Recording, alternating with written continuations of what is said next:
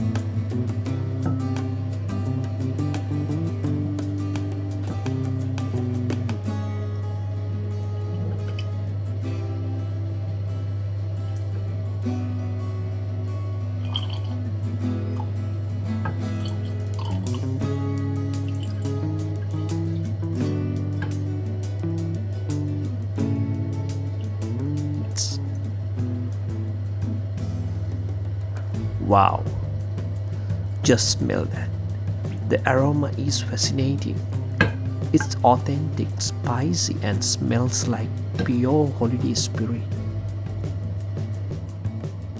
Pouring it into my glass, I can feel the heat radiating through my hands. One sip, and I'm in heaven. The cold just melts away.